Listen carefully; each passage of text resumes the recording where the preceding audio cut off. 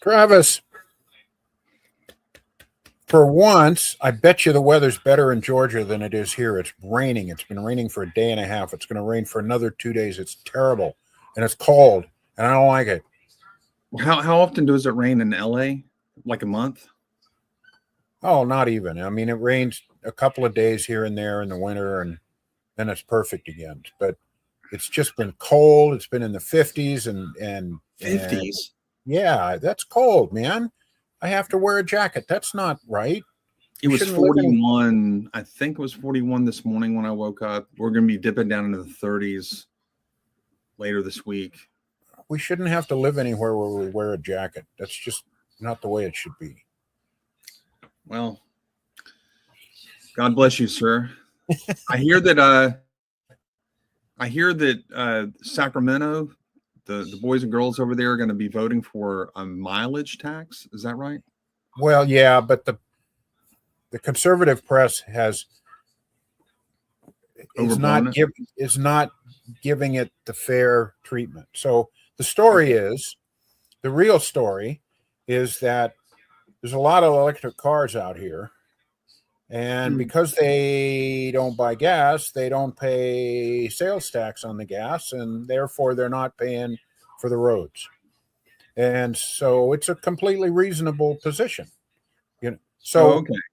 The idea, and our tax is higher than anybody's. It's 61 cents a gallon is our state tax. Good gosh. So what they're coming up with, this bill does, if it passes, is to continue the study of possibly doing this in the future. It's not the tax itself. And what they're studying is replacing the sales tax with a mileage tax. So if they did it, they would reduce the gas tax to zero. So we would be saving 61 cents a gallon, and then they would charge something per mile. But of course, the conservative press is as horrible as the liberal press in really parsing this stuff out and being nuanced about it. They just want to let the whole country know that these wacko nut jobs in California are considering a mileage tax on top of all the other ridiculous taxes we have. And that's not really the truth of it. Yeah. Okay. Well, that makes sense. I'm no longer feeling as sorry for you as I did for a few seconds. So. Yeah. I mean, and it's a reasonable position. What I don't understand is, why don't they just continue the sales tax on the gas and do the mileage tax for people who have electric cars? Wouldn't that make, a little more sense? But they don't always make sense here. Yeah. I guess it would be kind of hard to parse out who has the electric cars and who doesn't. But I guess you would send in your insurance form, your insurance on your car, and it would tell you if it's a Tesla or a Honda, a 1990 Honda. Yeah. And you either would be taxed or not. So I guess. That's right. Yeah. All right. Godspeed, sir. Speaking of bad news, Robert Duvall died. Oh, yes. Just yesterday or the day before. So that kind of dates us. It's February 26 here that we're talking about this, February 2026. And he was one of my favorite actors, Travis. I always felt like there was a kind of a spiritual depth to the parts that he did. Yeah. And just very thoughtful. I picture him in my mind, and he just has this look of pondering, of thinking, of considering, of not jumping too fast. And it's just a very thoughtful, wise Christian way of thinking about things. And that's kind of the legacy that he has in my mind. As a, the movie that stands out that hits our theme is The Prophet, or The Apostle, rather. Yeah. And I heard that he gave his testimony. I heard him give a testimony. No, I take that back. He did part of his touring. He hit like the 700 Club, Pat Robertson, sort of thing, because this is in the 90s. And so when he was doing press on this, he was hitting those venues as well, because he knew that he would get a lot of fanfare from the Christian audience. And when I saw the movie, I was like, I really liked it.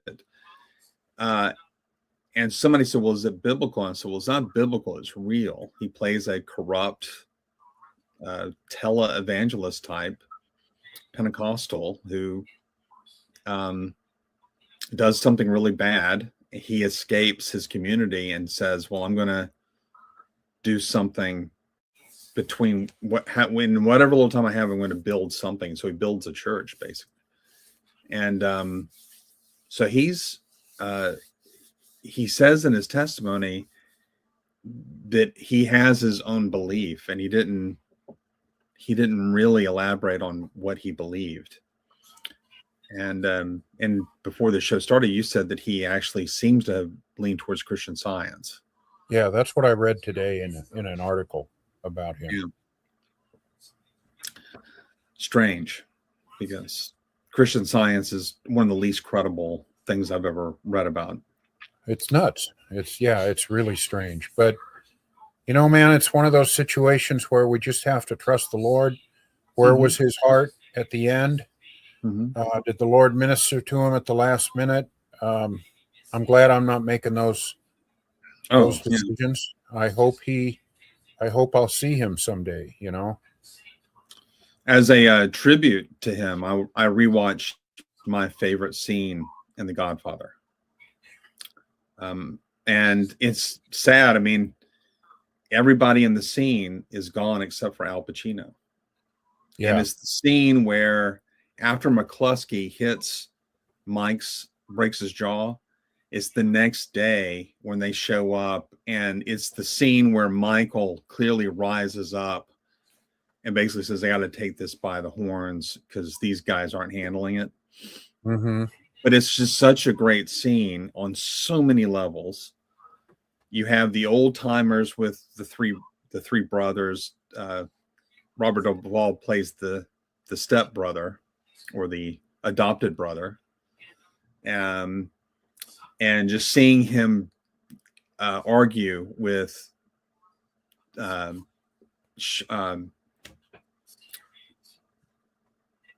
James Caan.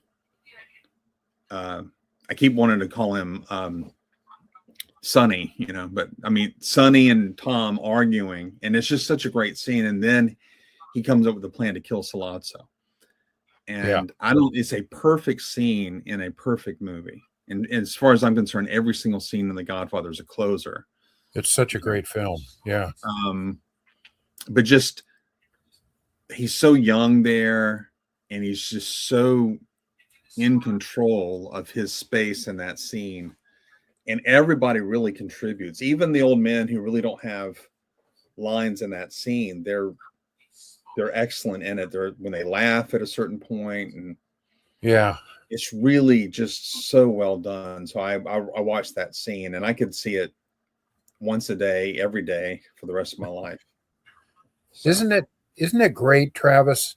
As a Christian, we can appreciate the beauty of things like that. Like, I think one of my favorite scenes in all of filmdom is Tom Hanks in There's No Crying in Baseball from A League of Their Own. Yeah. It's like it just transcends anything else at the moment. It's so fantastic. Yeah. It's so great, and it's perfectly done, and every little bit of it is perfectly placed. I've done I've taken some theater classes in my life. I never went anywhere with it, and I realized how really hard it is, to get that right. And so I appreciate when it's really well done. It's like, it's like a perfect song. Some of the music we grew up with, where you hear that song and you're not even in the same place you were when you started listening. You're in some transcendent place, and as believers in Christ, we can use them as moments of worship, because of course it's all beauty is God's beauty. So I just thank the Lord for stuff like that. I don't feel a bit guilty at all about appreciating that kind of thing as a Christian, because it really should turn us to the Lord, even if it's entirely secular in its source. Right. Oh yeah, it is beauty. It's just good art. And I think some Christian outlets like Angel Studios, they're starting to put out some stuff that Christians can be proud of. 90% of Christian art, whether it's music or movies or paintings, horrible. Yeah, it is. It's just so, I don't know. I don't even know where to go with it. It's just, but I will say that I hear that David cartoon was really good. And The Chosen is very well written. Yeah. The acting, and is it Jeremy Remy who plays Jesus? Jonathan Rumi. Jonathan Rumi, yeah. He does a really good job, but at the same time, and with all due respect to him, he's no Robert Powell in Jesus of Nazareth. And so like Frank Zeffirelli did Jesus of Nazareth, which in my opinion is not just one of the all-time best Christian films out there. I think it's just just a good film in its own right. And he had some of the top actors and actresses in the world contributing to this project. And so Anthony Quinn plays Caiaphas and Rod Steiger plays Pilate. Yeah. But just to give you sort of the comparison, I watched The Chosen, and one of the best scenes in The Chosen is the Nicodemus when he comes to see Jesus at night.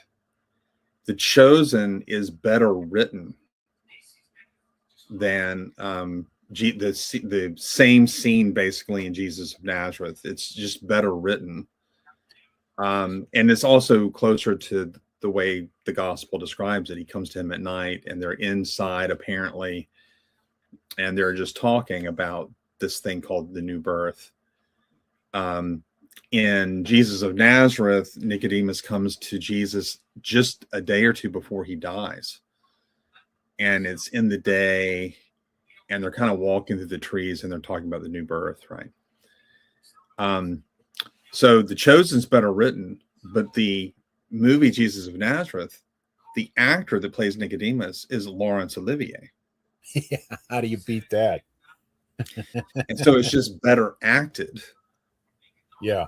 So that would be and there's nothing I think that the two actors, Rumi and I don't know who plays Nicodemus, I forget his name, but they would probably agree with me, because you can't beat Laurence Olivier. He and Marlon Brando are the gold standard of acting. Yeah, that's right. But I mean, I think the Zeffirelli took too many liberties. The Chosen takes some liberties too that are not accurate, but Jesus of Nazareth took way too many liberties on some levels, but it was so well done. I'm writing my harmony on the Gospels, and I've finally gotten to John 9. And that's my favorite chapter in all of Scripture. And I always think of the way it's portrayed in Jesus of Nazareth. It's not perfect, but it's just so well acted. And so the man that plays the blind beggar, just his performance is amazing. So I don't know. I do love film. I even love it when it portrays faith, but I want good art to promote the gospel, not this shallow stuff that just has infiltrated the evangelical churches. I don't know what to do about it. I'm not an artist, so I think for most of our life, Travis, the attitude of Christian actors and filmmakers and musicians was, well, we're going to get Jesus's name out there, and then the Holy Spirit can do what he wants with it. But I think I'm going to be bold and say this. I think that was kind of not only ignorant, but kind of arrogant. Like, yeah, they just didn't want to follow the rules. And the rules are, which we now get, is if you can't do the production values, If you can't spend the money on it, if you can't do it well, don't do it. Because in this day and age, you need the production value, you need the writing, you need the backgrounds, you need all of that stuff so that there's no distraction from the story. Otherwise, people are saying, this is stupid, it's badly written, it's hammy, it's clumsy, the acting's terrible. They're not going to, most of the time, I'm sure there's been people who come to the Lord through that, but most of the time they're just going to dismiss it like, why is it different for them? You know, you want to make your point, do it well, do it with style and with cash. You've got to have the money to do it. Sure. And now I think we finally get it. And there's some really, really excellent stuff out there the last few years. Yeah. And, you know, YouTube it's in a lot of ways, it's the worst thing that's ever happened. But, you know, you and I benefit from it just right now. We're able to minister to a small group of people, just what we do. But, and so in one sense, it's horrible. In another sense, it's amazing. And like, I'm thinking in terms of musicians, the studio system in music was worse than the studio system in Hollywood in movies. In terms of having your music get on the radio and played and all of that. And so I don't think I'm a big Van Halen fan. But the reason they got airplay is that it was just the undeniability of just Eddie's playing and the swagger of Roth and all the things that went with that band. That's right. But there are bands that didn't have quite the charisma of a Van Halen that probably deserved radio time too, over and against the stuff that was being played on the radio. Like I didn't know who The Cure was until the late 80s, and they had been putting out stuff for like 6 years before I even knew who they were. But now you have these young people that are genuinely talented, and they can do the YouTube is a workaround. They can go around it and just put their stuff out there, and they're getting recognized, which I love. Yeah. And so this era is tearing down that old system, the worst parts of it, at least. I hope we can get back to, instead of the Netflix where I heard Matt Damon talking about this on Joe Rogan, and I listened to most of the interview. It was really good. But he said, you know, when you're watching a film at home, you're not invested. And so it's easier to turn off the production. You can pull up your remote and turn it off. He has a friend that went and saw The Taxi Driver with Robert De Niro back in the early 80s. Yeah. He said it was a disturbing movie, so disturbed by it that he actually got up to leave, but he couldn't leave.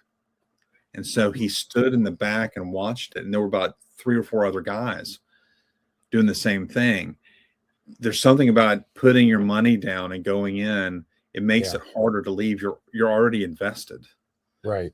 And sometimes we should see things that are uncomfortable. Yes, that's right. This autonomy where we can just not watch something is part of the problem.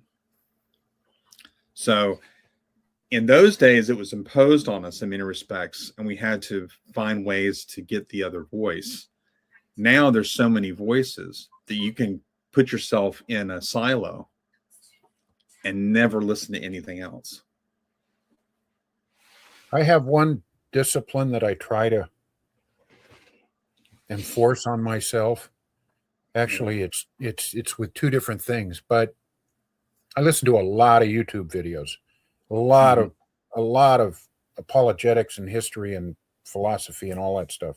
And I probably listen all the way through 9 out of 10. Right. I really try to make that commitment. Like, okay, I read this, I look at who it is and what the label is, what's the title, and then how long it is. And if I jump in, I'm there. I'm going to just do it all the way through. And I love, you know, I don't like the short stuff. I like at least 20 minutes, 40 minutes, an hour. I've Right. listened to stuff that's 3 hours, and I try to do that with books. I try not to start a book and not finish it. I'm probably not as good with books, but I just feel like there's so many times something starts out weak and I stay with it and it's a big payoff. And so Yeah. that's been a real I don't know, it's just something I try to do, and Yeah. it's worked for me. Well, in our last 10 minutes, you wanted to throw something at me about presuppositionalism. Yeah. Okay. Last week we talked about Eli Ayala's debate. Yeah. I will go ahead and say again, I think he slammed Dan Barker, but that doesn't Yes. mean that the argument that he gave proved God. It just means that atheism is irrational. And I think that, thank God for so many apologists out there that's proven this, including Eli. Even though I don't think his method is correct, his internal critique of atheism is sound, and atheism is cray cray.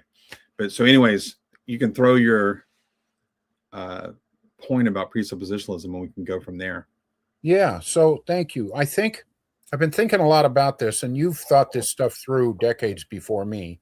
But the point, I think the idea behind a traditional presuppositionalist argument is that you can go from just the Bible to Christianity in one leap.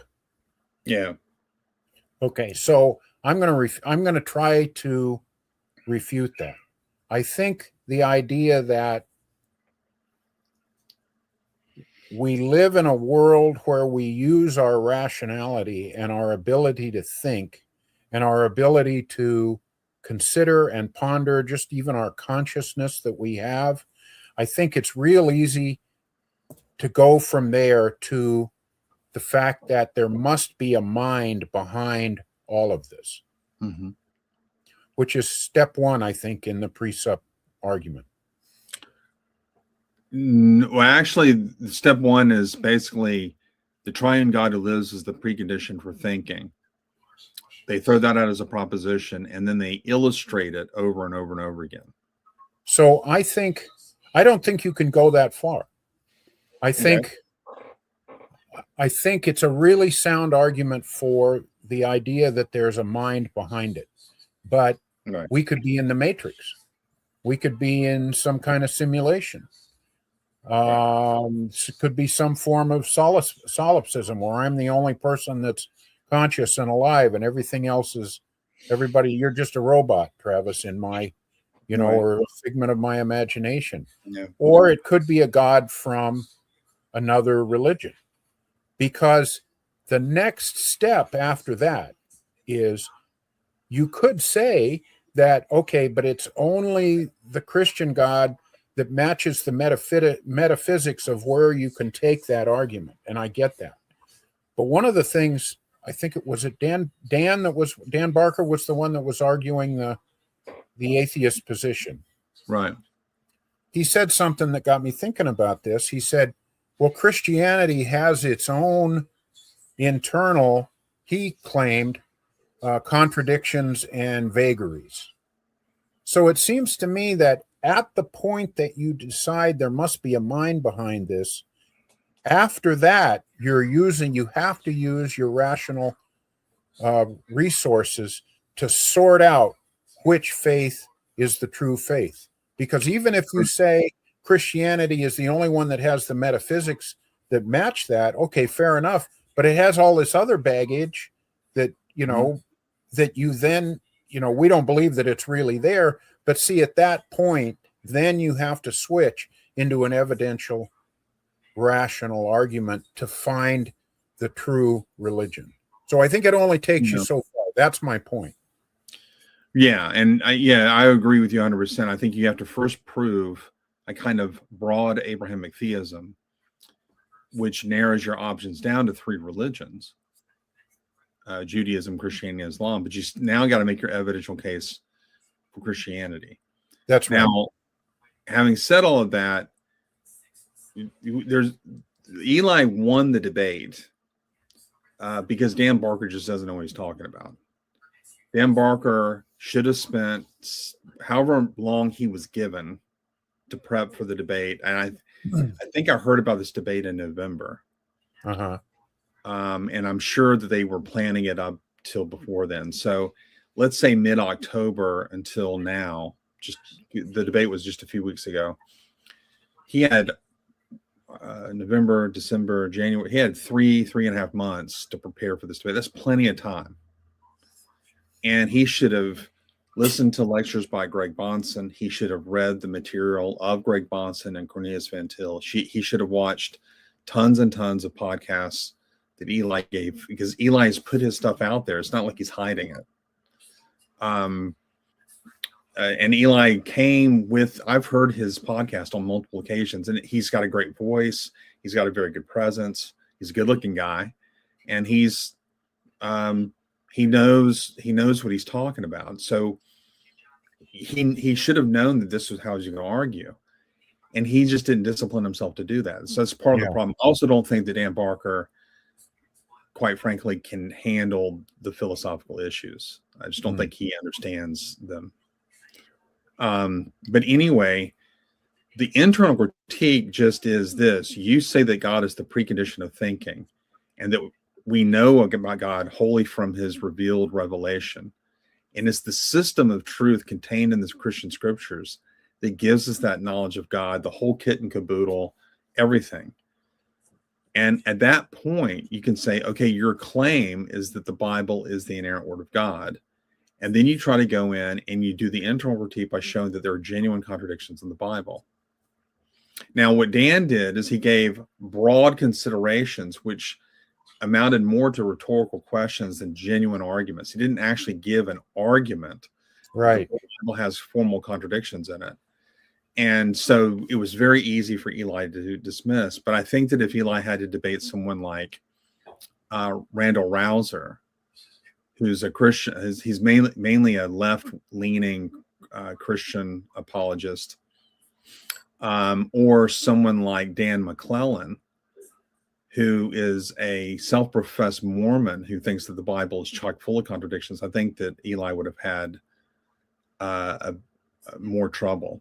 Now, where you'd have the advantage of those guys is they're not very well studied in philosophy. Randall Rouser is well studied in philosophy, but Dan McClellan doesn't seem to have an appreciation for philosophy. Reminds me of Richard Dawkins criticizing the Bible, talking about how horrible God is. It just makes him sound like a kindergartner saying, well, Daddy, God sounds like a really mean guy. It's like, look, dude, we've been talking about this for 2,000 years. Go read something that actually addresses that stuff, and then come back with some kind of, intelligent comment about the Bible. You make it sound like, well, gee, us Christians, we never thought about that before. Wow, you must be right. Yeah. I have a friend, she was talking to me today about this. She has a little girl.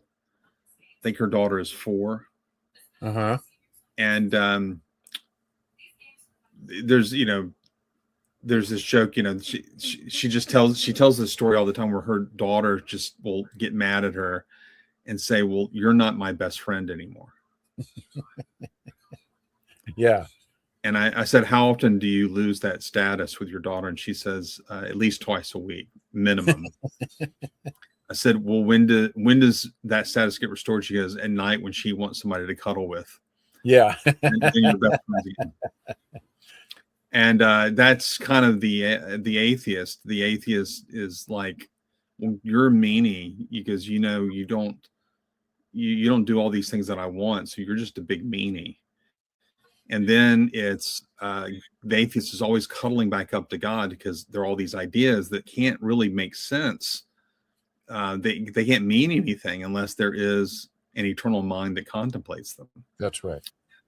So it's the same kind of thing. Van Til was right when he said that the atheist is the little girl sitting on her dad's lap, slapping his face. She doesn't understand that if he weren't holding her up, she wouldn't be able to slap him. Yeah, that's right. It's interesting how the atheists critique Christianity using Christian values and morality. Yeah, absolutely. No.